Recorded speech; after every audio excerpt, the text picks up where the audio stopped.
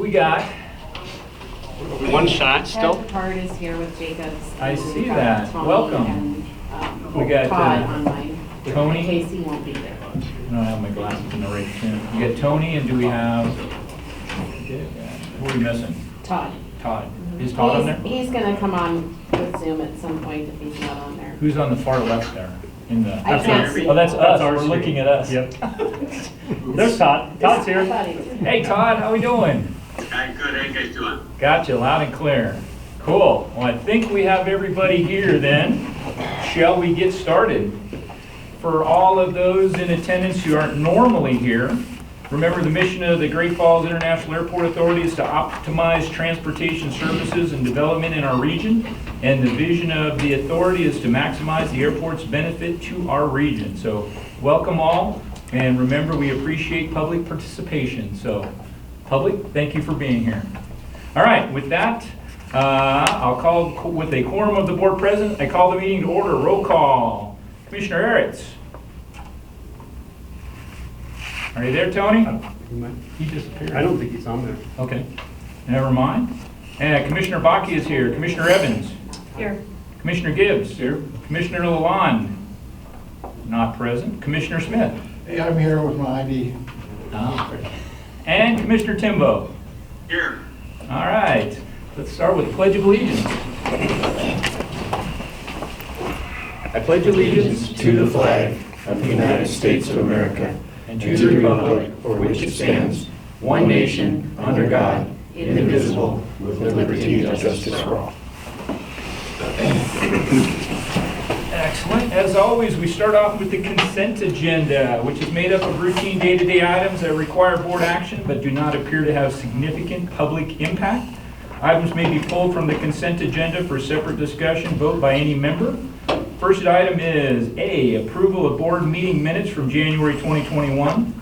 B, payroll checks totaling $85,894.03.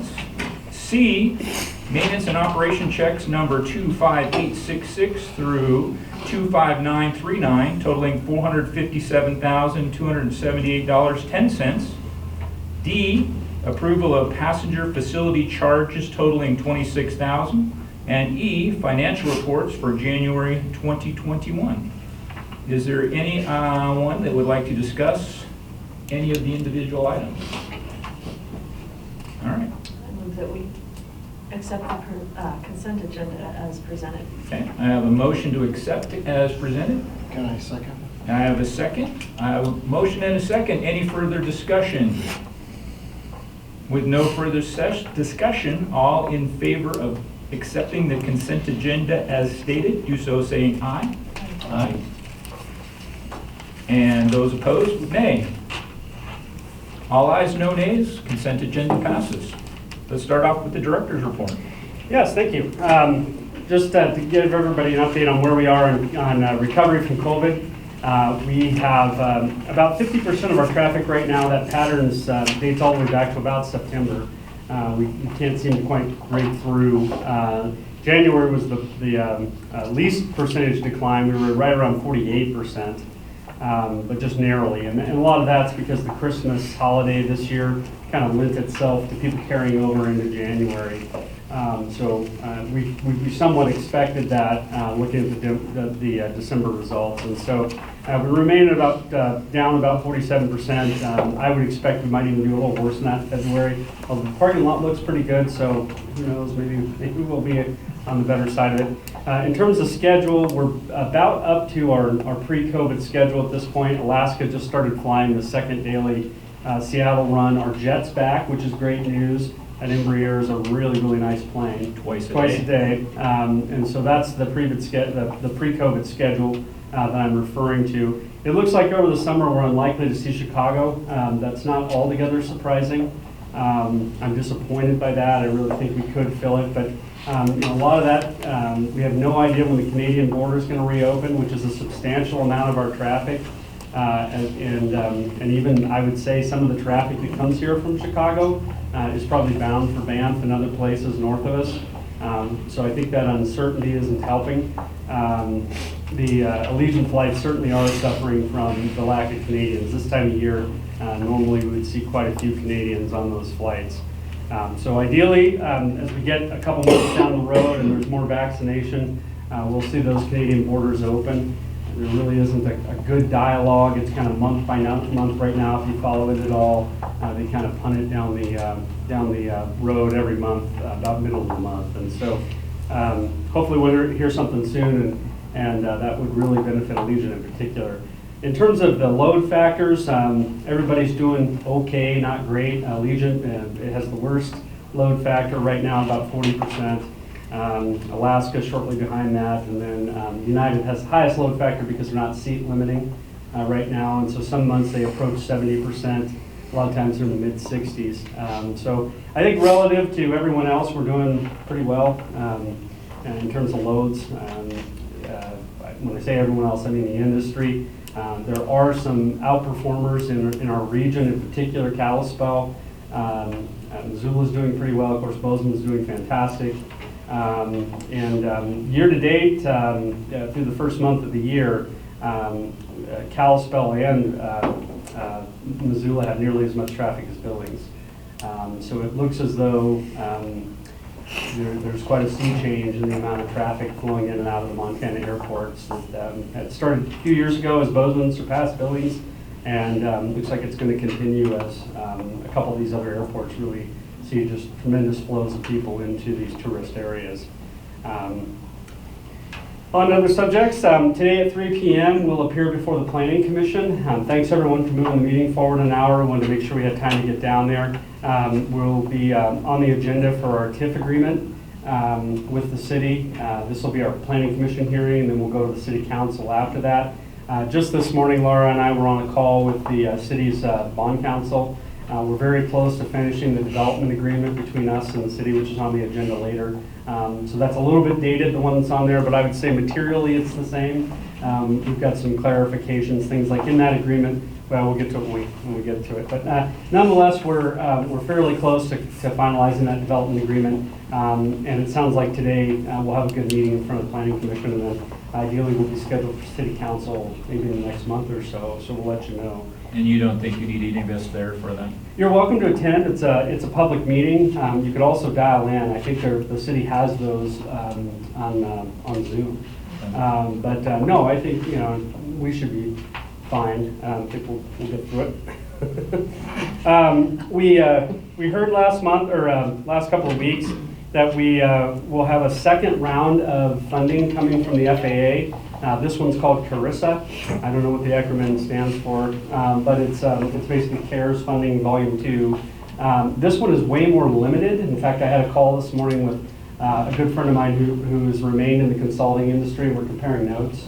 But we did get some early indication from the FAA that they believe that our proposed projects will be acceptable. We'll receive just over $1.8 million. And the projects have to they have to, in some way, address COVID concerns, spacing, sanitation, those types of things. And so what we're proposing to the FAA for funding, number one is a lobby expansion below us. What we would like to do, if you're familiar with that lobby, particularly if you've flown out, we really have no circulation space. The ticket counter is back right up into the doorway. And I just took a picture last week to send to the FAA with one Allegiant flight. The entire mess is bollocksed up down there. And so what we want to do is take the ticket counters and essentially shove them back 30 feet. So the ticket counters would recess kind of in line with the front of the escalator, if you could picture that in your head. So they would go all the way underneath where that is. That would give us about 25 or 30 feet of queuing in front of the ticket counter, kind of where the ticket counter is right now. Show them that picture. There's even a drawing in the Everybody should have it in the drawing there. Yeah, kind of the architecture drawings there. And then what we would do is in the expansion area that we built back in 2014, we would enclose the overhang that's out there now, and that would become the new bag makeup area. So we could heat that and condition it so that TSA could be out in that area. And so that would allow us more spacing to provide 6 feet between passengers when they're in the ticket queue, and it would also create space for people to pass the ticket queue without being shoulder to shoulder with people in the ticket queue. So we think that's a good project. The second project we proposed to the FAA is contactless parking. And we think this is probably our best opportunity to reduce human interaction in the airport right now. And so if we choose to take on parking in-house, what that would do is we would simply do away with the attendant interaction, and you would pay through the machines. And there'd be an intercom system to provide customer support, but we would do away with the window and human interaction there and passing credit cards and cash back and forth. You would interact with the machine. And so if you think through that, I mean, that would eliminate hundreds of human contacts per day. And so we think that's a good project, and TSA believes it might also be eligible.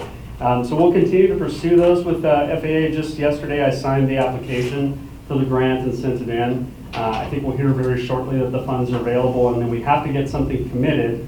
We don't really know what FAA means by committed, but we have to get something committed by September in order to use these funds. We're going to have to get down the road on design maybe, or contracting. I'm not sure what that committed will evolve to mean. Maybe the board has approved spending. I'm not sure. We'll find out. This is literally new information as of about a week ago. So we're all trying to unfold that and find out what it means. And there's another pool of funds that we found out about it, which is also in the Carissa grant offer. This one is intended to be monies we can use to disperse to tenants that have been impacted by COVID. And we have to do that based on a kind of gross revenue. And so you may recall, I mean, the funding's a little late, but you may recall immediately last spring, we began relieving rents to the concessionaires. And so we've already done the majority of that in the last fiscal year because our fiscal year ends June 30th. And so most of the impact that we needed to have, we've already had. And so we're trying to clarify if this has to be something going forward that we would provide, or if we can compensate ourselves back for revenue that we've already foregone. The CARES money is all dated back to January, so that would be fine. The impact that we addressed last spring happened after March, and so we're still trying to clarify what the rules are. And the FAA is kind of rolling rules out daily through a frequently asked question website, which is kind of an interesting way of doing it. But every couple days a new frequently asked question pops up with an answer, and so it's almost like a magic 8-ball. If you ask the right question, you'll get paid. You'll get an answer. So we're trying to find out what the parameters are. It's only $37,000. It's not a lot of money, but just in talking to Laura, I think the only tenant we haven't provided relief to is Oakwells. And so it could be that we would still provide something to Oakwells. Their quick actions have helped to really preserve a lot of the revenue. I think, David, what did we figure out the other day? They're only down about, what, 20%? I think 20 to 22 or something like that. Yeah, somewhere in there. And so they've done things like Italian night. If you watch their website, I went to Italian night last week. It was fabulous. I'm still thinking about the lasagna.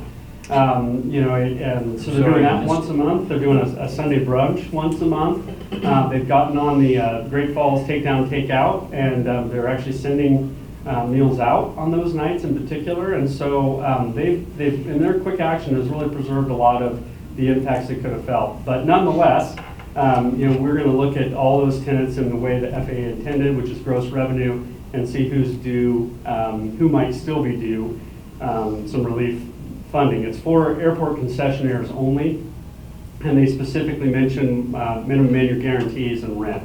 So we'll have to look through that and see what we need to do with that. Yesterday, you may be aware, we had a dedication here at the airport for the new children's play area. The Lewis and Clark Foundation was on hand to cut the ribbon on the new children's play area. That's right across from the Oakwells there on the secure side.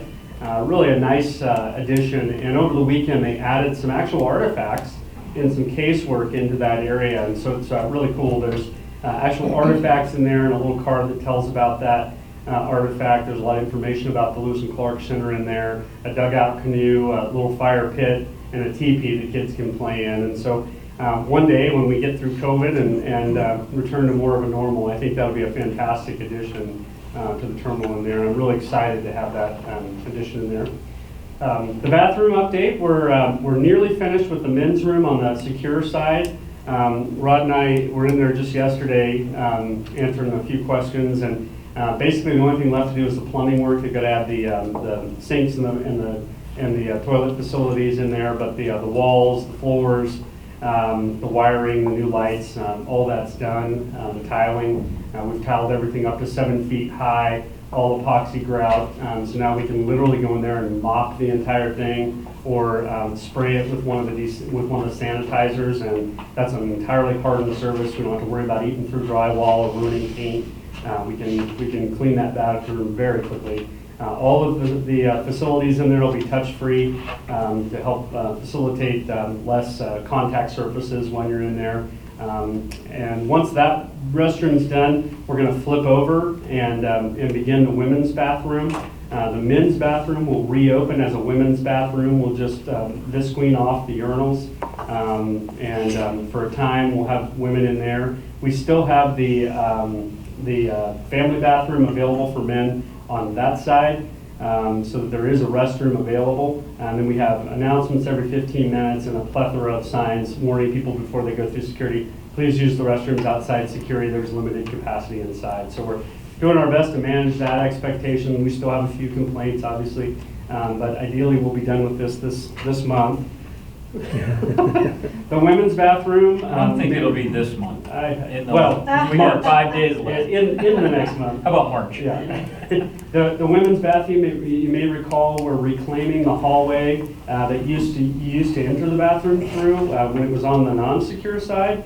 We're going to punch through a wall on the back of the bathroom there, and that'll be the new women's mirror area. And there's a children care suite in there that'll have a sink and a couch and some electrical outlets and a changing station. So you've got a private place to take care of a child in that area. In that hallway, we'll have a full-length mirror. We have a stand-up mirror with a makeup counter on it. Separate from the bathroom, you just come right in the entrance, you take immediate left, and you're into that hallway where we'll have those things. And then the women's restroom is getting entirely renovated too. And so really excited about the color palettes we picked in there and everything. I think it looks fantastic. It's really a nice modern facility. Downstairs in baggage claim, that'd be real easy to look at on your way out. You can just go through the tarp that's hanging there. We've got most of the wall tile done already in the men's bathroom. All of the women's bathroom has been grouted and tiled. And they were in there trying to get the counters installed yesterday. The lighting's been replaced, and pretty soon the plumbers will be in those areas. So those bathrooms are pretty far along. So really exciting to see some of this coming together. Ideally, by the time we meet next time, we'll have at least some of those bathrooms reopened. So exciting stuff there. Is there any plan then to move on to more bathrooms? We still have some money left in the appropriated budget that the board approved, which comes from our CARES funding. We would like to address the bathroom upstairs in the meeting rooms. So far this year, Oak Wells has booked 22 events. And so they've made such a reinvestment in those facilities up there. We would like to match that with cleaning up those restrooms, because there are a lot of weddings and things where people like to be in there getting ready for stuff, and it'd be nice to get some of those areas renovated also as part of this. So we're hoping to do that. We might even do a light remodel on these two across the hall. They don't get a tremendous amount of reuse, so we might wait a little ways before we do that, but we might address the one upstairs. The two across the hall are could probably be eligible because they are public bathrooms, whereas the ones upstairs probably are not. So getting the ones upstairs addressed with CARES funding would be good. If we wait until the terminal remodel to do the two across the hall, that might be a little easier for us to use some of our AIP funding on those. We're at about 50% design on the de-icing pads. We've worked through some of the design issues that FAA had early on, and we're about half done with the plan set. We'll be looking at the plans with the FAA on a conference call. We'll probably do 2 of those reviews before the plans are complete, and it goes out to bid. When are we planning to go to bid? Early April. Early April. So we'll be out to bid on that early April. As I mentioned in previous meetings, they have achieved passing concrete design over at the Guard. So that's a great harbinger for us because there is an approved concrete design with local gravel that can be built. So we're pretty confident that that project should move pretty smoothly. And the only last thing I would mention, as it pertains to masks right now, we are under the county mask ordinance. That is likely, in my opinion, to go away in a couple weeks when they revisit it. They said they would look in 2 weeks. Behind that, we have the Biden administration's mask mandate, which, as we read it, pertains to the TSA areas. So bag claim and screening primarily. So I would just mention to the board, if you feel that we need to go beyond those with some type of mask mandate going forward, we should probably put that on the agenda next month and address it.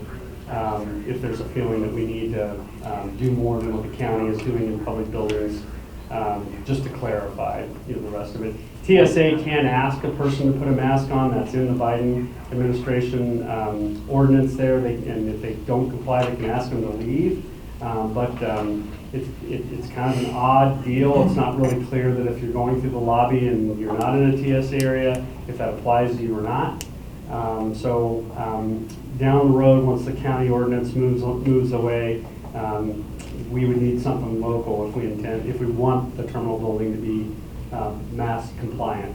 Most of the airlines currently have a policy that they require masks at the ticket counter, the gate, and in their hold rooms. So there are areas but that's onesie twosie by airline.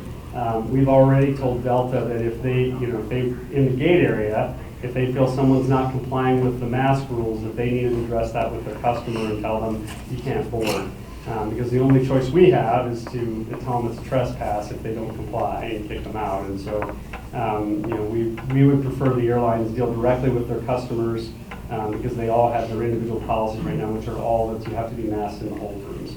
As the county thing goes away, it's less clear whether or not we can enforce the mask mandate going forward. So just something to consider. I'm not recommending one way or the other, as this is a giant political issue. But if there's a strong feeling of the board that we want to have our own mask ordinance in place, I would expect the school district, for example, might do that. I'm just, as an example of another public agency that will probably outlive the county mandate. So I'll leave it at that. Well, with that being said, what is the other major airports in Montana moving forward? We would probably behoove us to be in line with what they're doing as well. I don't think there's a line. Billings has had a lot of problems with people not wearing masks. It sounds like, and I don't know that they're enforcing that day to day. And I would expect, if they haven't already, I think the county's already done away with the mask mandate over there. In our last discussion, they're trying to comply with what TSA has going. So if TSA says, hey, there's somebody here that won't put on a mask, they're responding to that as best they can. But in the rest of the terminal, there's not really a mechanism for them. And I don't know about the other ones, if they're really pursuing it or not. I mean, obviously we have one law enforcement officer on duty at a time. So short of having our maintenance guys chasing down, once we get back to several hundred passengers in the building, and we have we do have the, right now, we have the announcement that according to the county government, you have to wear one. Well, but this is an FAA building, so it could. It's not a federal building, otherwise you couldn't carry a gun in the lobby. That's a continuous problem at most airports. The only areas that are federal areas are the TSA controlled areas. So we've got the ticket counters that are driven by the individual airlines. We've got the TSA, and we've got security pass. We've got the baggage area that's considered TSA. Only the bag makeup areas, so in the back. Not where do they get the bags on the outside? There's no TSA. But then we have the actual boarding areas that are driven by the The airline. gates, where the gates are, and each airline has their own policies on that. Do we have any that don't have a mask policy? Nope, I Not think yet. right now everybody's got them. I don't know if Allegiance extends to the airport areas. I know United and Delta and Alaska do, but I don't know if Allegiant, is telling you in the gate areas that, and technically, Allegiant doesn't lease the gate. They use the gate. So there again, you've got a gray area. I mean, I think I think any of the airlines could probably say, hey, look, it's our policy, wear a mask. Otherwise we're going to deny boarding. They can probably all do that. I think at some point, it just becomes confusing to the I agree. passenger as to where I am supposed to and where I don't have to. And I agree. And I think we have an obligation at some point to try to ease that. And I don't like masks, but is the easy way, if you're coming to the airport, you wear a mask? It's just the long and short of it, or do we? That's what I'm, Then there's enforcement, Yeah. and so because there's ease, and then when you get in an argument with someone down there that Exactly, says, well, I don't want to, then I mean our only choice is to kick them out of the building, which isn't easy either. Well, I don't think anybody wants, Right. the passenger nor the airport wants to come to that point, but it's confusing. I mean, right. unless you have a sign, you gotta wear a mask But here, it's, you don't have to wear a mask over it's there. really straightforward when you go on to everything on the United app that, hey, you want to fly with us, wear a mask all the time, except when you're actually eating or drinking, and then as soon as you're done taking a sip, put it back on. So they've really gone to great lengths to make sure that the public knows it's safe to fly because of the HEPA filters and the circulation and all of that. So, this is the weak area is getting onto the plane. And then once you're in the system, I mean, you don't go through an airport, a big airport anywhere without having a mask on. And I think the big airports are different in that you really can't space in a lot of those areas. The airlines have all stickered our furniture, which God, I hope it comes off. The seats are real expensive. With, hey, don't sit here type of messaging. And we have a lot of area, especially for the current passenger loads. And that's unlikely to change until at least June, if not later. So I mean, what we normally see is everyone's pretty well spaced. And a lot of people are wearing masks, but when you got one person in the lobby over there, sometimes they're not wearing, the mask, or they don't have it up over their mouth and nose. They've got it over one but not the other.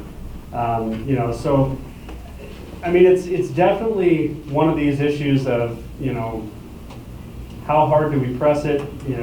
Why do we press it? What is the end goal? Well, I think if the airlines are going to continue to enforce it and have it, that if you say wear a mask in the airport, and then you come up to the counter, either the ticket counter or the boarding gate, and 99.5% are wearing it, but one person's not, now the gate agent has, hey, see, everybody else is doing their part. You can either wear it or you can go home. It's your choice. But if they have 25% of the people not wearing the mask, what, are they going to take 25% of the people off the airplane? What they do. Well, they will. Yeah. But it just makes it more difficult for the girl that's making minimum wage at the gate to actually enforce the rule. And I see a lot of those people going, they're there making nothing and expected to do the tough job of enforcement. It's like, really?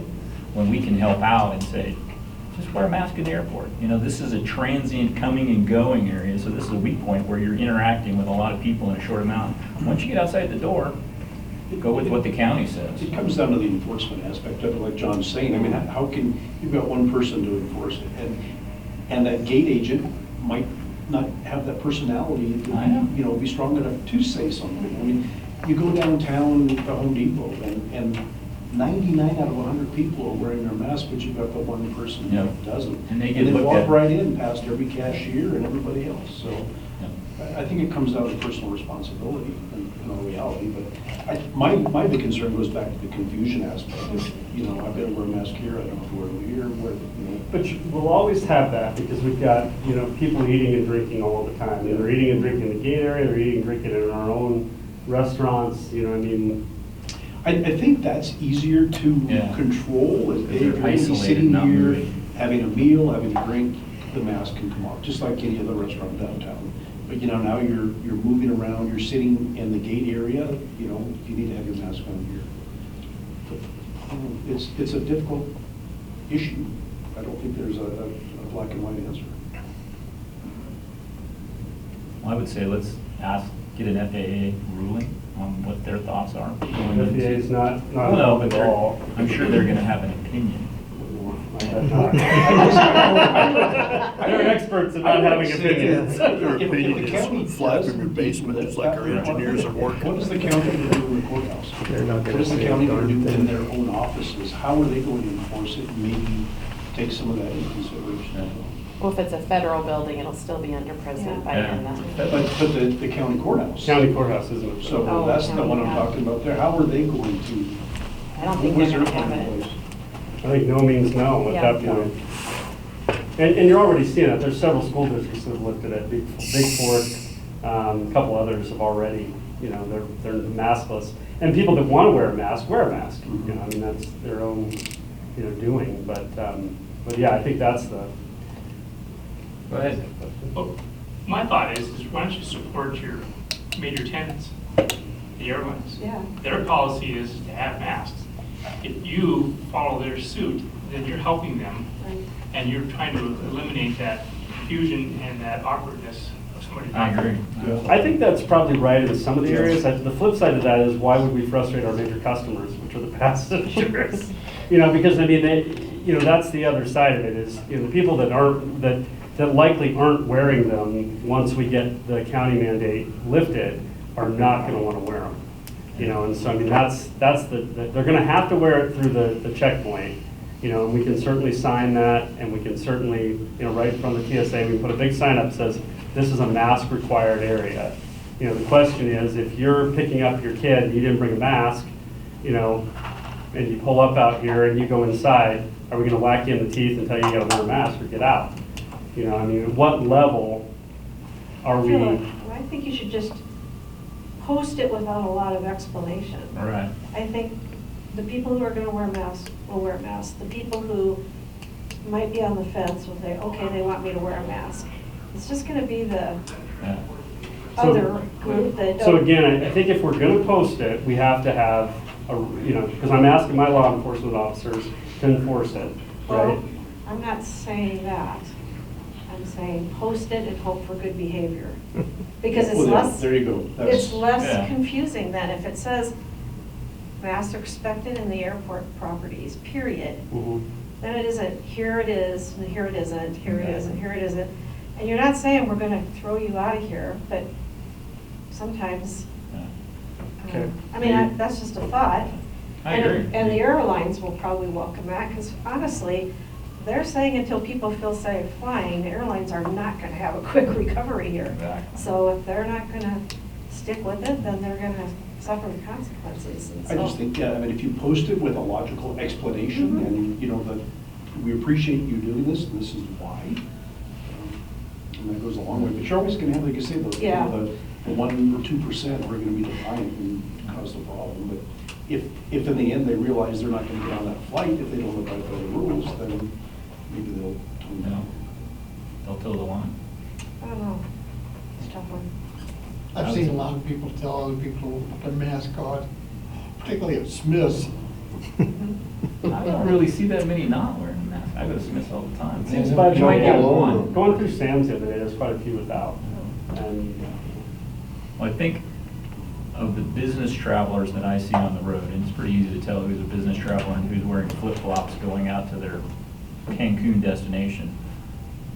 The business population is wearing masks, and the people that are paying the most of the bills to do this versus the once-a-year traveler Well, I are the tell people you, that we want to keep happy. If you watch our clientele right now, we're making our living off families that don't have kids in school. I mean, that is our traveler right now. Yeah. I mean, every day there's more kids going through this building than I've ever seen before as a proportion. So I mean, if the business traveler, I can't wait till they come back, but I talked to my consulting friend this morning, and I mean, we were always elite level flyers every year when I used to work with him. He hasn't taken a trip yet, Yeah. since No, COVID started. There's a lot that aren't, but there's a lot that are again too. Well, it's something to bring up in front of the county board if they possibly as well. Hey, what do you want to do? Is that going to be enforceable at the airport as well? Or is that going to be because of the TSA? Are we going to make that? I mean, my recommendation exemplary? would be that if we want to do it in the building, that we address it at the airport board level. It's the same as the school board. I mean, they did the same thing. You know, I don't think, you know, addressing it through the county is gonna work well, because I mean, they had 200 comments against wearing masks Right. last week, and Yeah. 5 people that wanted to wear them. You know, so the overwhelming swarm of people, especially now that we're down around 50 active cases in the city, they're not gonna be able to hold that tide much longer. But do you think some of those people will actually not go on vacation just because they have to wear a mask at the airport? Exactly. I don't think so, but I do think they'll get in arguments with our police and Well, they either get in the argument here, or they get in the argument with the ticket agent booking them on the airplane, or they get in the argument in Denver, or they get in the argument, I mean, in Cancun, you have to have a negative COVID test 3 days prior to even getting on the airplane in Cancun. right. I don't, you know, I don't know, I mean, it'll be interesting to see what happens with, you know, once the county thing's gone. I don't think they'll have any problem complying with TSA, because TSA just won't screen them. Right. You know, so I mean, I think it's gonna So be we set real that easy to precedent to get through designate that security. right there. But how do you warn these people? I mean, if the county eliminates this requirement in 2 weeks, how do we as an airport deal with that in between board meetings?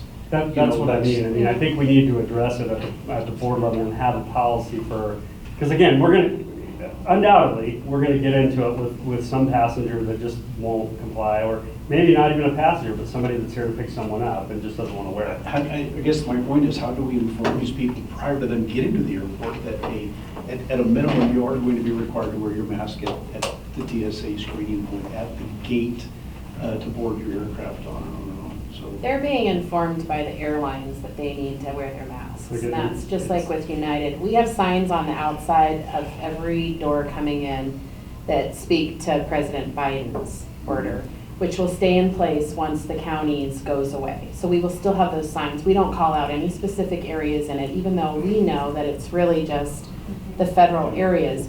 We're not calling out any specific area. So I think most people that are coming in are reading those signs and putting it on, and most of them are Exactly. wearing them. And I Yeah. hope that's the case. I Yeah. do. Yeah. So- Yeah, so we Yeah, just- we don't run into very many of them. And like I said, most of the people that do it, they go over to a corner somewhere by themselves, and, you know, most of them are 50, 60 feet from the nearest person, you know, and, So we let the federal order stand and just not discriminate what's federal property and what's not, and what's I still think we driven- should have- driven by the. I still think we should have a local policy, because again, we're going to have to enforce it with someone sooner or later. And when we do, we need some way of doing that. I mean, we need a, Even if it states our policy mirrors what the federal policy is. I agree, that's the way to go. Well, then you're mirroring just the federal areas, right? Well, Well, then how Which is do fine, we deal because- with the rest of it? I mean, this is that's what's confusing. completely unclear. And- Yeah. And when all the airlines were, or all the airports were talking last week, that was exactly the problem is it's the same problem with the guns. It's You know, you either can say you can't have either guns in a don't, federal you building, know? but Yeah. you can't stop them from walking through the building with a gun in most of these public buildings, especially with the new laws. And Vince brought up the ticket agent wanting some help. Well, we don't really want to help in the private areas in that matter, which John kind of talked about a little bit, but it's their policy and they should be taking care They of do, it. and So- they'll bring a supervisor over if Right. they need to. That's- So we don't need to pass something for their specific area either. But we So- can just state that when you're inside the building, federal mandate says wear a mask. We don't have to tell them that the whole building's not federal. We can let the ambiguity of that stand on it, and Well, Tim had the perfect solution, just say you're expected to wear Yeah, it. So exactly. the people themselves are gonna enforce it, and the airlines will I enforce agree. it. Why do we concern ourselves beyond that? I think the main reason is because I think we need a policy for our frontline workers, you know, to have something to enforce. I mean, they need to understand, otherwise, what are they enforcing? Nothing. Right. You know, I mean, you're telling a policeman to go down there, I mean, because what actually happens, and I can tell you, I mean, this is what'll happen with this, is we'll have, you know, a busybody, you know, that works here from one department or another that says, well, they're not, you know, go harass that person. And you either have a reason why you're harassing that person or you don't. And so our policemen are gonna say, well, you know, that doesn't really apply, you know, I can't apply the TSA rule, there isn't a county rule anymore, you know, so what am I gonna tell this person? You know, I'm gonna walk over there and say, you know, we'd like you to wear a mask, and if they say no, now what? You know, am I escorting the person out, or am I just walking away and they're not gonna wear the mask? I mean, that's the problem we're in. If we don't have a local policy to enforce, you know, that's the kind of problem we're in. And so, you know, then the question becomes, is it important enough you're gonna kick them out of the building and make them miss their flight? You know, or what? Maybe we've stated as all ticketed passengers must wear a mask, because, you know, if they're coming to pick somebody up. We can't say that though, because you've got the people standing in the lobby down here waiting to pick up their people coming off the. And we've got more of those than we've ever had. The simple solution is to say, you come to the airport, you wear a mask, you know? I mean, maybe I'm splitting hairs here, but I'm not saying there needs to be a policy. I'm saying just post signs. I mean, if I want to go stand down on the far end of the airport, 60 yards from somebody and take my mask off, I don't think they should be thrown out. Yeah. But I think if it's just an expectation when you come in, you're not going to be able to achieve your ultimate goal, which is leaving, without a mask. Right.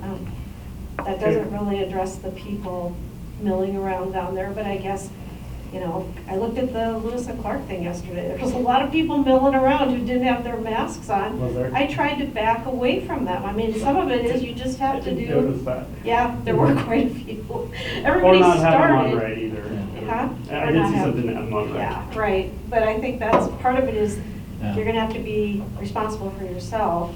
But I think if you just post it, it sets an expectation without saying we have a policy that says this. Then no police have to go do anything. I don't know, am I not But making no, sense But there? I guess, you know, splitting Yeah. hairs, at that point in time, it's a recommendation that you wear masks. It's not a policy that, Yeah. that people Yeah. can enforce.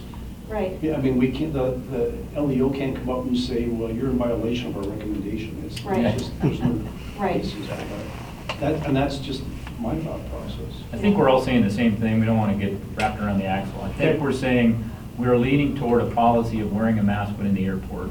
Let's go to the other airports in the state and figure out what their plan is. Let's see if the county rescinds it in 2 weeks. If they do, we just leave the signs up until we make an official recommendation at the end of the month, or we put it on the meeting. I think it needs to be on the meeting either Yeah, way. for Yeah. next, so let's put it on the meeting for next month. I would And ask if, that you, I mean, put something together, your recommendations with Laura's help, Rod's help. My recommendation is we have a policy. Yeah, I And agree. either- Policy is wear a mask. An adopted policy, which, you know, I mean, that's, you know, that says you wear a mask in the airport, or says, you know, you have to wear a mask in the secure area, you know, I mean, but, I mean, that's what I'm saying is, you know, because my folks are going to be asked to enforce it, and if we don't have an actual policy like the school board's adopted, you know, they're trying to enforce Jello, it's just not going to work. Exactly. we'll You try know. for the enclosed area then. That's pretty simple. Inside the secure Once you go areas. through the secure area, you're wearing a mask. unless I you're think being- that's a reasonable compromise. Just inside the security. Yep, once you go into TSA screening, yep, you know, I think that's. That's pretty clear. Yep. I mean, if you're on this side, no, but we hope you're And wearing one if you're on this side. If the airlines have I think we'll go back to the airline policy, Yeah. it's not our place to enforce the airline policy, so. Yeah, but, the worst problem with the airline plan right now is they have those big glass windows up in front of, you can't talk through them. So everybody with their mask on goes around the side and talks to Oh, the really? agent so they can hear what they're saying, and then they, well, the peak does you one At least you better. don't and they- sneeze on And it. they take your temperature in the gap. This is my favorite part, like, they got this giant plexiglass thing, and the guy gets you to scooch over so you're in between it so you can take your temperature. it ain't perfect. So let's put it on the meeting agenda and for next. All right, I like the inside secure area concept. Yep. And let's make a couple of phone calls and see what the rest of the plan is for the rest of the. I just talked to him last week. I'm telling you, there's not a plan. Well, no. I mean, in Billings, they just don't have the masks. I mean, and they've had, it's been that Inside way. the secure area or not at all? Well, they've had a problem with not having them at all. So, I mean, they're now trying to get the TSA areas, you know, to where the people are wearing masks. Because they've had a hard time with, a lot of the counties that feed into that airport don't have a mask mandate. You know, so people come and they're not prepared to wear a mask. So that was already a problem for them. But now that they're lifting a lot of those in those places, I mean, it's going to be a difficult, and we all said the same thing. I mean, the airlines need to enforce what policies they have, whatever they are, because they are different.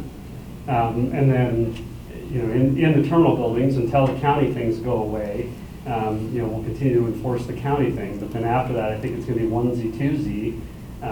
Because, Bozeman still has quite a few cases, and Billings has a lot, but they're also very non-mask oriented. Exactly. And Kalispell has quite a few too. So I expect the policies will be all over the place as the counties rescind, but I think a lot of those counties are not going to rescind for a long time. We'll probably be one of the first ones, I would expect, with bigger cities. Do we have masks available at security?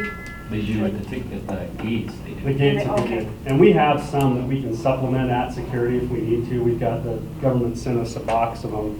I think we have a box left. We gave some out right away. We have a whole pallet of them left. Oh, do you find that? Yeah. Work on that, you can get rid of some. They're not very comfortable. Want some? Rod swears Give you we a actually box pull for your ears forward. Yeah, it's not. Tug your ears forward, it pulls you. Well, with any That's all luck, I in got. 6 months from now, For we'll the be a hearing moot point. impaired. Boy, I hope. Until then, wear a mask. If you're gonna travel, wear a mask. Don't be the guy that Hopefully spreads. we'll all be swimming in vaccine by then. Well, we're still at it. Less than 25% of the United States is vaccinated. That's pretty high though. I know. but it's still- Especially when you think about it, I've had their first. I just asked a medical worker last night, they're still telling you not to get vaccinated if you've had it within 90 days. So you add in 20% had COVID and 25% vaccinated, that's pretty good. And here in Cascade, I think it's a little higher than that even. I think of 20,000 people last time I looked, been stuck, so. Because that second shot can be a heck of a, to bother you, know? Yeah. That's why they say don't do it within 90 days, because it's like getting a second shot and Yeah, it'll kick your butt. I The guess second shot was the issue. Both of them? I get my fifth on Saturday. Well, I've heard the people that have had it and then have the second shot, it's pretty bad. And I think the military folks didn't get much of a choice, even if you had it, you got stuck. Yeah. Well, they're actually talking about giving retirees shots now. So. Like, give it to somebody. All right, we continue. So do we finish the director's report and the capital report? Yep. Awesome. Excellent discussion on mask wearing. So with that, as always, if any agenda items present conflict of interest and subsequent require a member to abstain from discussion or vote, let it be known and we will make it so. And let's move into task order number 28 for capital project snow blower acquisition. Yes, back in 2019, almost exactly 2 years ago, we brought to the board a memo for the acquisition of a snow blower. We've continued to put that on our CIP in the subsequent years. We were unable to get it in 2019, but we've had it on the CIP in the subsequent years. And the FAA has indicated that there may be funding this year, even in the next few months, to fund the acquisition of that snow blower. So we'd like to go ahead and proceed with that acquisition. As you can see, we've updated the budget. We now believe that initially we thought the budget would be about $853,000. We now think it'll be about $875,000. 90% of that amount would be eligible for reimbursement through the EIP discretionary program, and then we'd have a local match of about $8750, which we still have CARES money that we think we can cover that amount with. We have to write, because this is the first snow equipment, I think, since I've been here, Rod, that we bought with federal dollars. Everything else we bought with local dollars or PFCs. And so because this is AIP discretionary money, we have to go through a procurement process, which means we have to write a detailed specification for performance of the machine and any things we need added to it to comply with our particular rules, like the lighting, company radio, all those types of things. And so CH2M Hill is assisting us with that, compiling that RFP or that RFQ for the snow blower. That's task order number 28, and we want to acquire this snow blower sometime this spring. So we'd like to get approval as soon as we can with a budget not to exceed $875,000. As you can see in the attached task order, the CH2M Hill folks are asking for just under $20,000 to write the specification and run the bid process. These bid processes, unfortunately, for the federally acquired machines have become pretty time consuming. There's a history of bid challenges on these. So they would help us through that bid process and qualifying the machines to ensure that the bid actually meets our specification. And so that's why it's a little more expensive than what you might expect. Is that dollar amount included in the 875 for the CH2M work? It is. The 875 is the total of the machine itself and the task order number 28. Task order 28 being about $20,000. And you can see also Rod has completed a Independent estimate. thank you. IFE. And the negotiated fee is within the IFE amount, well within the IFE amount. So we'd like to get permission to execute task order number 28 for the specification draft, and we'd also like to acquire the snow blower. Total budget on the entire project of $875. I was kind of surprised to see it, I have to say. I thought we would just say, Rod, go get one. Good old days. Dang it, you just can't send right Well, with a check. and it really is why we normally have bought these with local dollars, Right, right. because that process is painful and time consuming. And we like to have a lot of interoperability. Over the last 10 years, we've bought primarily plows and brooms. And that interoperability is really important now. If we have a chassis go down, we can take a broom off of another unit and connect it to that chassis and keep rolling because we have interoperability. With the snow blower, it's kind of a one-off anyway because it's a different type of machine than the other machines we have. And so it can be a little different than the other machines. Ideally, it would have a similar engine, and maybe we could get similar components for it. But there isn't a lot of interoperability between your snow blower and the combi units that we're running. If we had dedicated brooms that we were buying, those can handle multiple heads. So you can take a blower head off and put a broom head on.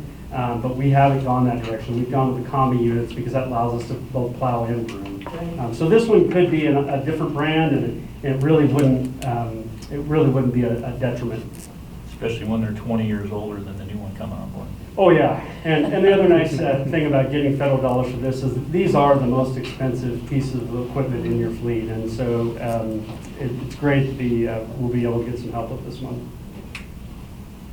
All right, can I get a motion that we allow the airport to acquire a new snow blower to the tune of no more than $875,000 with funds only approved to the extent that the AIP discretionary funds are available to make such an acquisition? I'll make that motion. Okay, I'll second it. excellent. We don't have to repeat that. Exactly.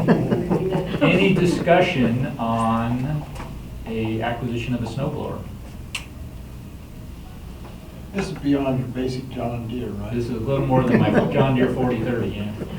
Todd, any discussion? Nope. Okay, with no further discussion, all in favor of allowing the airport to go forward with the acquisition of a new snow blower, say aye. Aye. Aye. Opposed? Aye. Opposed, say nay. We have not opposed. Continue with that. All right, next on the agenda, warehouse TIF development agreement. Yes, as I mentioned earlier, at 3 o'clock today, we'll be going before the Planning Commission to further our efforts to use TIF funds. Part of that process is that we would execute a development agreement with the city. You can see the draft enclosed in this document here.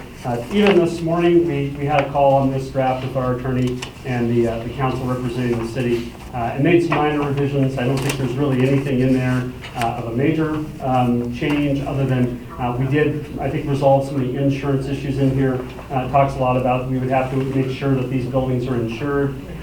Frankly, that's not really something that we would be in the business of doing. Once we sell these units become privately owned, much like Dwight's development or another development on the airfield. We want to have some basic insurance in there to make sure that they can get torn down, but we don't necessarily make them replace the entire thing as is.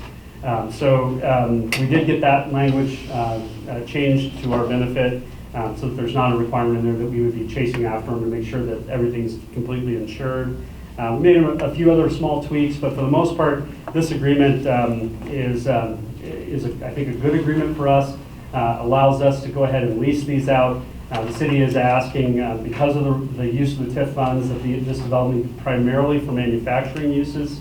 We had a good conversation on that today as to what is and what isn't the manufacturing use. The language in there comes from the state statute, and it's very confusing. and not great. I mean, the definition is just kind of strange, really. But it's vague enough, we feel, that we can meet that intent. The one kind of my test project that I keep kind of throwing out there is this okay?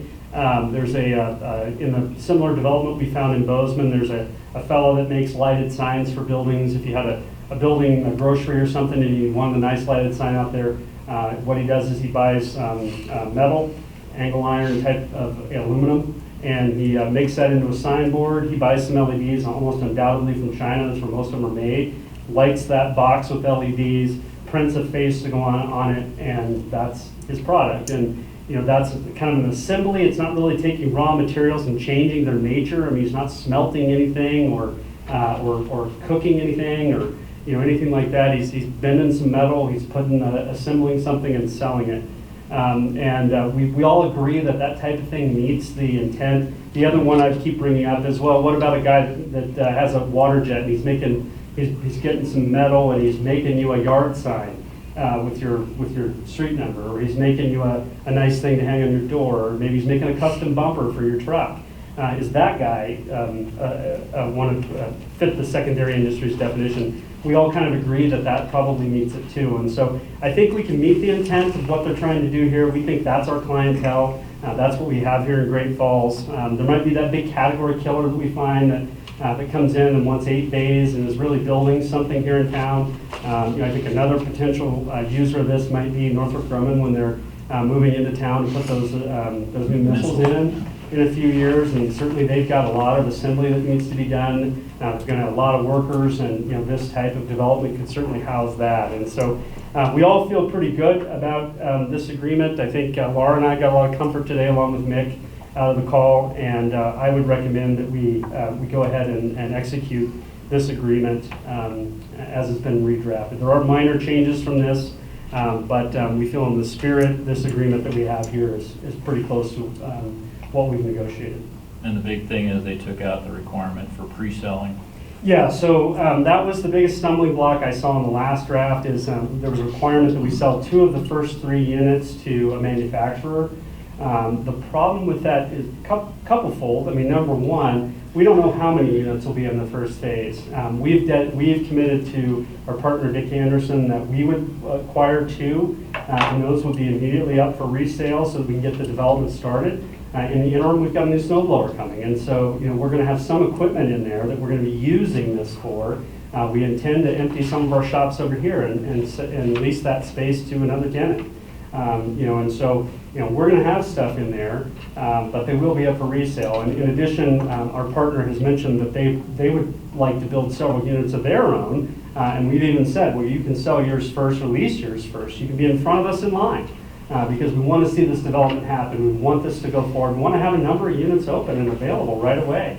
If somebody comes in and says, I need a big space, it's there. And so we think that that requirement would have really hampered us. We couldn't have done anything and had any assurance of having these TIF dollars coming in unless we had those 2 units sold or leased ahead of time. And so that was too much of a risk. I couldn't have recommended it in that drafting. And so now we've moved beyond that, and we just have to have to say this is primarily for the use of secondary industries, and I feel that we can say that. The only other thing I'd point out in that agreement, which I think is important to know, is in October of 2023, our bonding capacity, our collection capacity for the TIF turns into a pumpkin. And so, if we can't get bonds issued, sold and issued by the 23rd, by November of 23, then anything we've invested in there is we're going to have to kind of hold that investment. There probably wouldn't be an opportunity to file a new TIF. It's possible, I don't know what the rules are about applying for a second TIF when you still have an active TIF, but we might be able to go out there and do a TIF. The main problem there is the city doesn't allow you to reimburse costs unless you have a development agreement. So we're going to be a little bit at risk because we have not a tight timeline. The city has assured us they think there's plenty of time to get these bonds issued. But our intent right now will be to go out this summer potentially and spend $600,000 to build infrastructure and roads for these buildings, and then be reimbursed probably next spring from the TIF funds in a bond sale. That's kind of the schedule we all expect. For any reason, I mean, let's say a number of buildings in the TIF district burnt down. If the TIF proceeds weren't there to issue the bonds, we could get hung up with that $600,000 and have no real way of collecting it, or get reimbursed for it, I should say, other than developing the land and hoping over time. But in the worst case scenario, we have 130 acres of land that now have a good start on utility infrastructure for the future development. So I think even that risk is palatable for us going forward with this development. We wouldn't be building anything that wouldn't be used by future development. Maybe not in the scale. We might have way too much water, in this development. If something smaller went there, a grocery store, for example, wouldn't use much water. But we would at least have utilities that we could use to develop that land in the future. So that is the only other thing I'd point out in there, and there's not much anyone can do about it. The TIF is required by statute to expire in November of '23 unless there's bonds outstanding. Gotcha. But if we build it, we'll come. We'll develop it. So your example, John, of initially perhaps storing equipment in there, that's clearly not a secondary industry, but as long as primarily and for future resale is the, you say Right. that's fine? That would only be an interim use. Yeah. It'd be a use of convenience while we're trying to sell it and market it. And certainly we want to get out there with marketing materials. I think, I think the problem right now is neither us nor Dick Anderson is excited about investing a tremendous amount in marketing and that type of thing until we have some assurance that this is going to go forward. So I think today at 3 o'clock we'll learn a lot about how close we are to achieving this, and I think and they're going to be there. And so I think as we get closer to being able to actually make this happen, I think we'll all feel more comfortable about getting these marketed. It could be by the time we get this built, we may not even be able to take occupancy because we've already sold and leased the units that we build for ourselves. But the good thing is, I mean, if we don't, we can certainly use the storage, and we have a backup plan for creating some income down here to help pay for that. And eventually, we want to be out of there. We want that area to be an industrial base down there and have tenants, and we want to eventually get all of our stuff to that end so that we're in one location. Well, I think that once we've got the infrastructure built and we start, because of the modular process of these, that potentially we could start selling them as the building starts, and we could just keep making it bigger and bigger. Right. We definitely need a seed for people to look at and go, now what is it you're doing? Would I be interested in that, and why would I be interested? And we definitely need that. And so I think by building those first 2 units, we're making that investment. We pointed that out in the last draft. It's, look, we're taking risk. I mean, we're putting capital at risk by doing this to get this thing started. And so I think the city really heard that and understood, we want to see this project happen.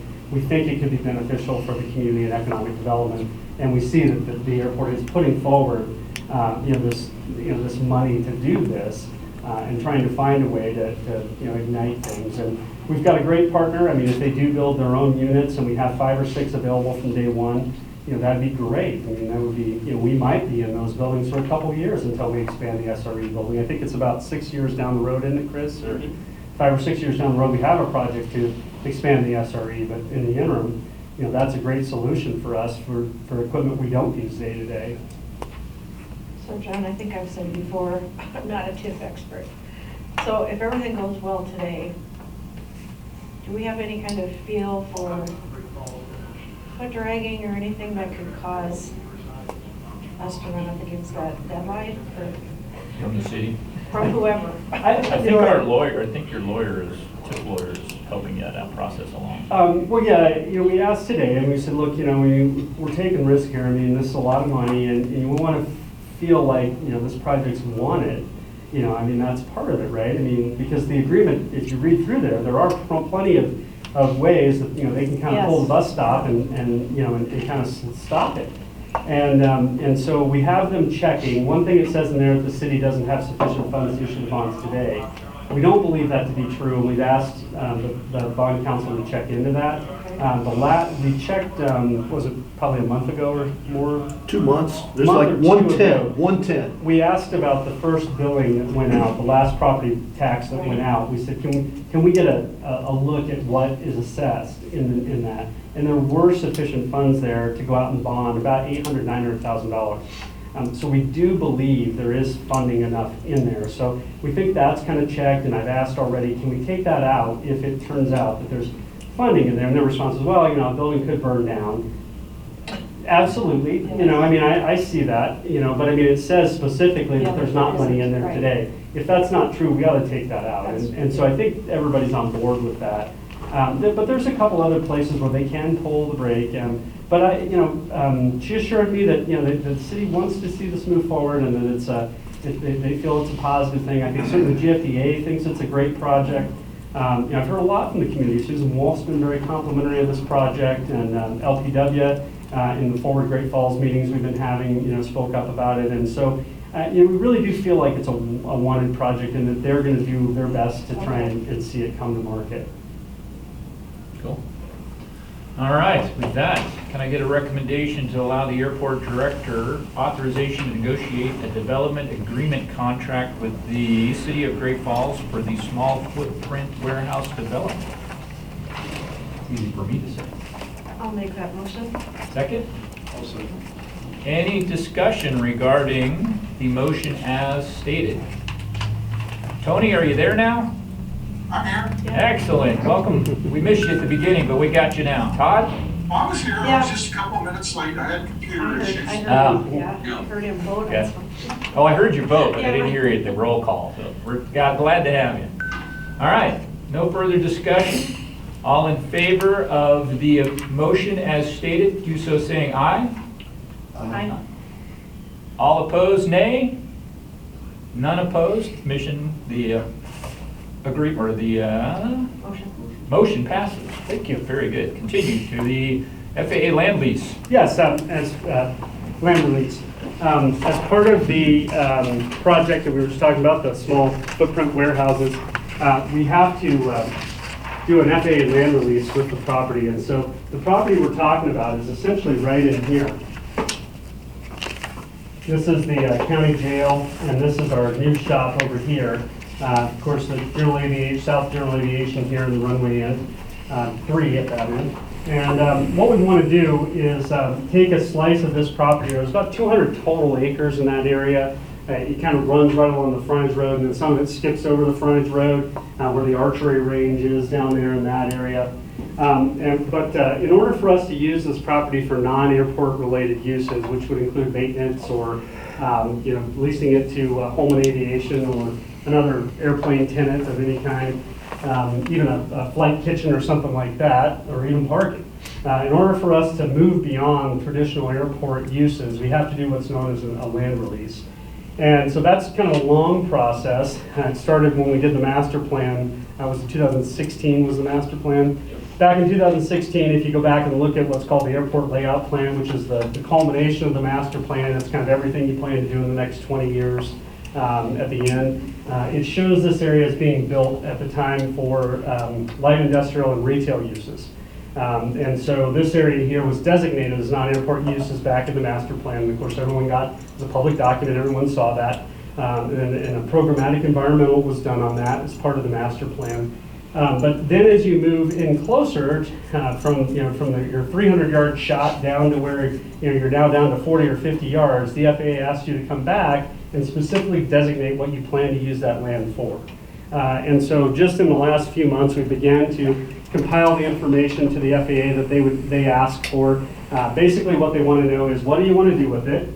How does it impact the airport uses around it? So of course, if we put a smokestack or a windmill there, it would have aviation uses. Our use is fairly short.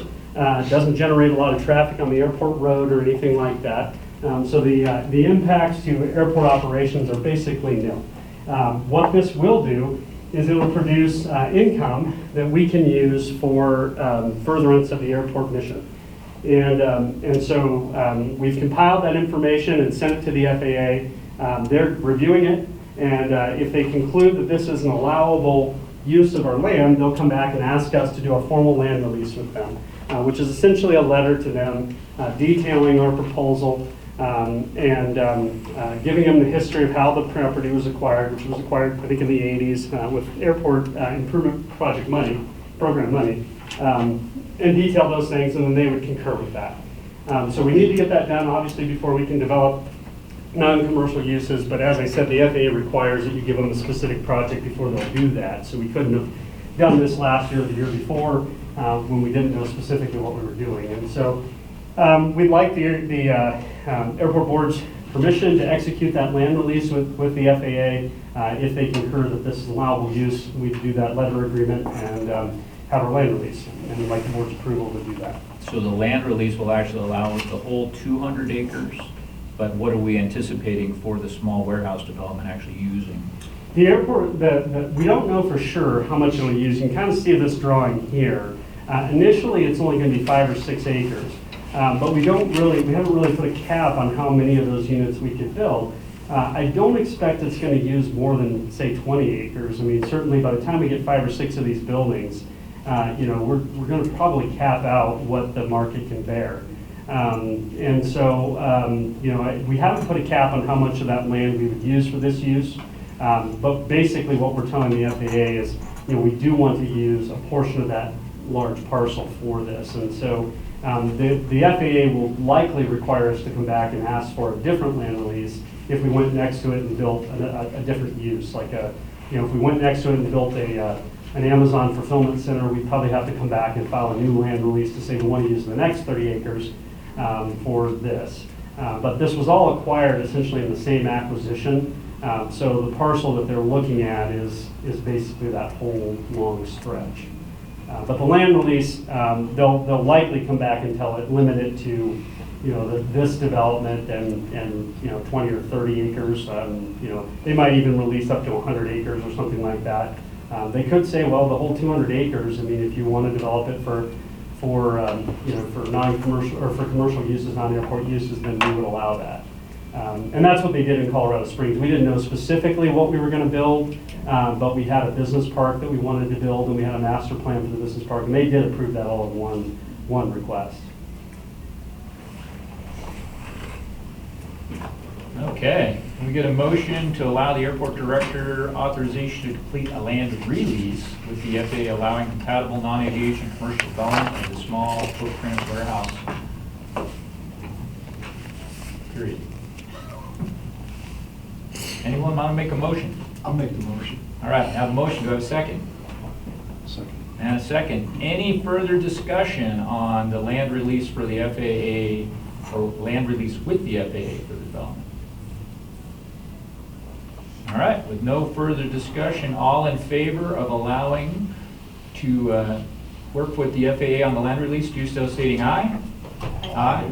Aye. And any opposed by nay?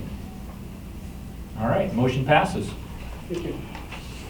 Okay, with that, we'll jump into Airport Board Authority comments. Does any of the airport board members have a comment before we take a 5-minute break and go to the working session? Commissioner Ahrens. I have none. Commissioner Evans. I was just going to ask John if he had any thoughts or observations about the recently announced expansion of services in a couple of the airports here in Montana. Yeah, I mean, it's great. The Montana at large is very much in demand. And, I've had a lot of discussions in the last few weeks as we prepare our SCASB grant to head off to the DOT here in a week about that expansion. And I think, it really is an opportunity for us to begin to get on the radar of some of these airlines.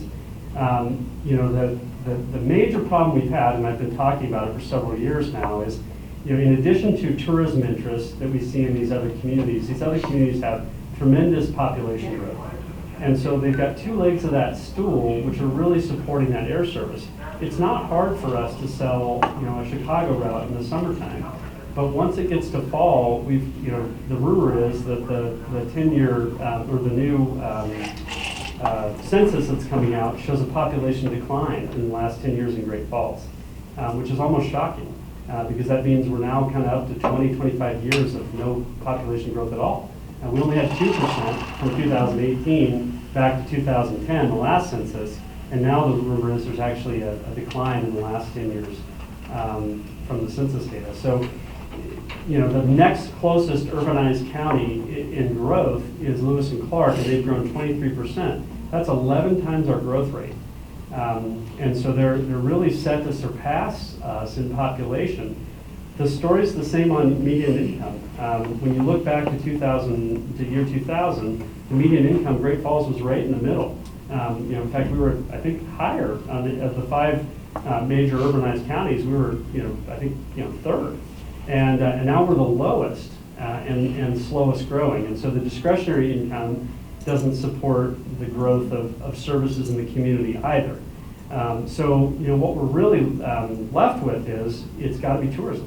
The only thing that we can really look to support those routes, you know, if discretionary income isn't growing and encouraging people to take more trips, and if population isn't growing and providing us more people to take those trips, the only thing we have left is the growth of our tourism region.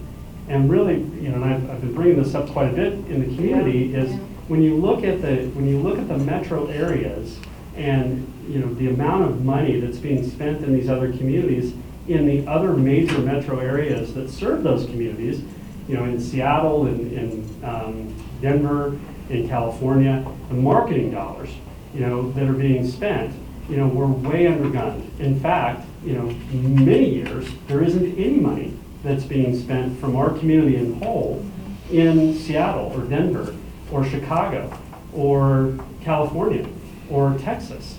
You know, there just isn't any marketing dollars.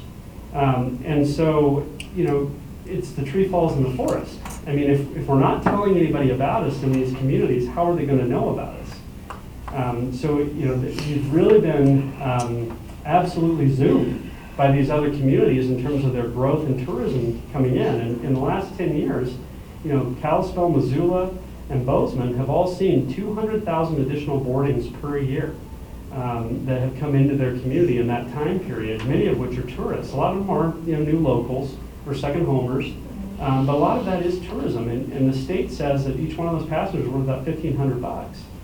That's University of Montana estimates of economic impact. So that's $300 million flowing into those communities every year from tourism. And so it's a difficult challenge because, you know, we're facing the end of the 50-seat jet, which is the perfect size airplane to serve our market.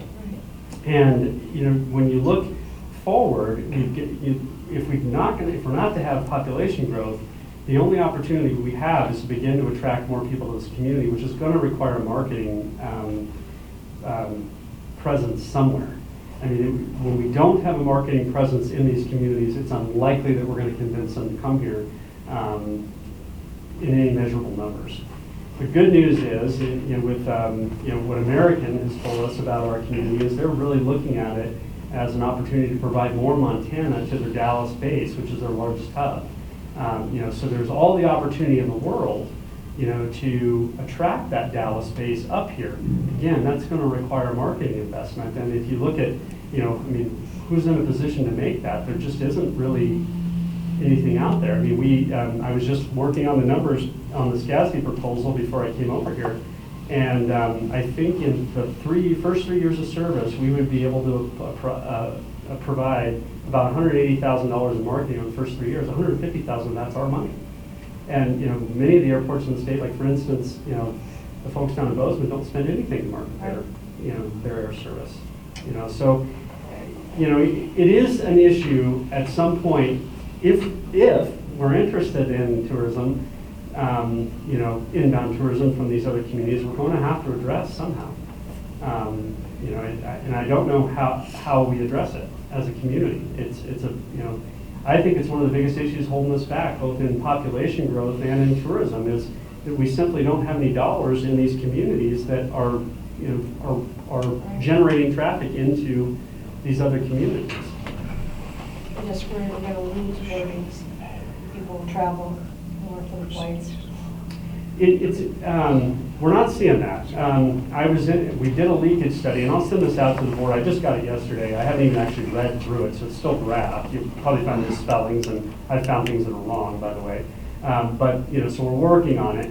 The leakage study shows that we're only leaking about 25% of our traffic. And that leakage study, the population it's looking at is basically Lewistown to the Canadian border to Browning down to Lincoln. And we're leaking about 25% of the tickets out of there. Our average ticket price now has gravitated back down to the bottom. Mainly because there isn't any demand, because no one marketed anything, last summer, including us, in these other communities. And so Kalispell had a bang up year, relative to COVID, and so did Bozeman and, some of the other communities, whereas we were weak. And so, we gravitated back down to low average ticket prices, so we are retaining most of our traffic. The biggest problem is there just isn't new demand being generated because there isn't messaging out there to get that demand. We need to open the border to the Canadians. That's a huge factor, and if we can expand our air service, because as Vince probably knows, Westpac has pulled out of those communities, Medicine Hat and Lethbridge. And Air Canada is in one of the worst shapes of any North American carrier. They've reduced a tremendous amount of service. And so, I'm sorry, I've got that backwards. Air Canada pulled out of those two markets, and Westpac has one of the largest service reductions in all of North America. The opportunity is ripe up there if we can get them open. And that will help us, particularly with our ticket prices coming down. If we can add in a new destination, there is opportunity there. But it doesn't take up the space that would normally be taken by having a local community that's growing, Right. and having particularly the kind of growth that you're seeing in these other Montana communities where people from out of state are moving here and still have family elsewhere that needs to come see them or go see them, or a second home that generates traffic all year, those types of things. We just don't have that yet. I'm kind of wondering if we're not going to see some of the native migration away from the Bozeman's and Missoulas, the service workers and things that can't even afford to live there anymore. There's been a lot of talk about that locally. But what I would say is, Sacramento isn't getting to be a very expensive market, either is Fresno. San Francisco, traditionally one of the highest real estate markets in the entire country. And there's plenty of starving artists and plenty of starving waitresses and plenty of starving coffee barista guys, and they're all still there. And that's true of every major city. When you go to any major town, Chicago or anywhere else, people find a way, they move outside of town. And so, that's one thing I've been kind of talking about locally. We've got two major problems. We've got the labor. There just isn't anyone to fill the jobs. I think I heard the other day there's 1,200 jobs out on the job bank. And of course, a lot of those are entry level and minimum wage and all of those things. Yes, true. But we don't have anyone to fill them. And then secondly, our housing prices are exceedingly high, for the community that we are with no growth. When you look at Spokane and Minnesota, we're at par with those two communities. For Montana, we're low. Yeah. But that's not the full picture. If you go down to Bozeman, they're developing now all the way out into Three Forks. There's a really big development outside of Belgrade into whatever, Manhattan. And they advertise those starting at $350. And those are good sized houses. There are family, accommodations outside the city limits. Everybody's focused on looking at, look at the price, the average price in Bozeman is $650. Right. Yes, but what is it in Manhattan? What is it in Three Forks? What is it in, because people will drive.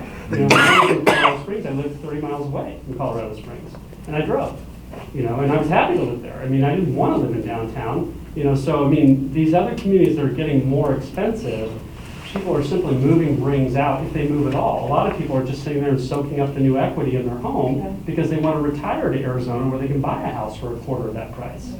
That, you really don't see that. Boston, San Francisco, two of the most expensive communities in the country, and they really don't see an outflow of migration.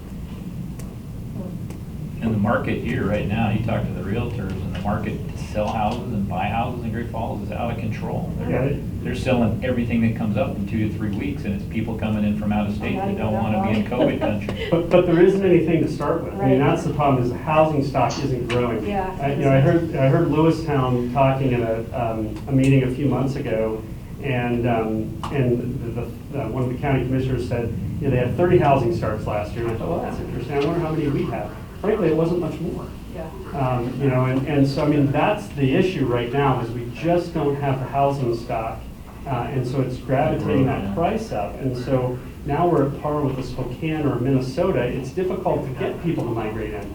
You know, where you're seeing a lot of migration is out of California, where people are, you know, their house is a quarter of the price, and they could move to Bozeman and buy a similar sized house and pay a quarter. You know, out of San Jose or something like that. I mean, you know, and it's still cheap to them. You know, so I don't think the price argument will ever ferret out. People choose the community they choose because of the lifestyle.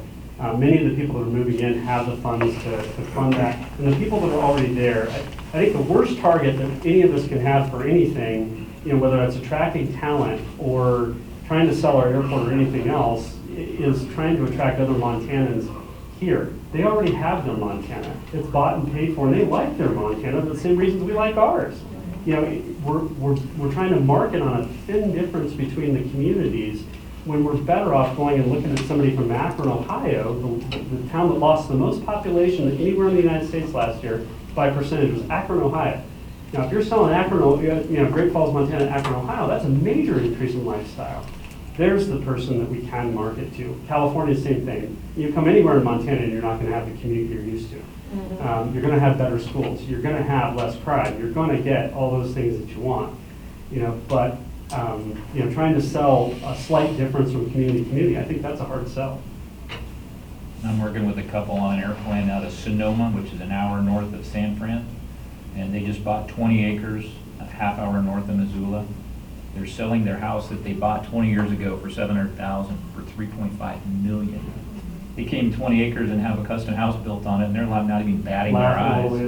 Yeah, not even batting their eyes at the cost of having a perfect whatever exactly they want and living in Montana. So. And you know, we have that same opportunity that they have in Missoula to market those people. It's just no one has ever heard of us. You know, I mean, before I came here, I was in Colorado Springs, and then before that I was in Seattle. I'd been to Glacier. And when the recruiter called me about this job, I had no idea where Great Falls is. I had to get the atlas out of the back seat to look and see.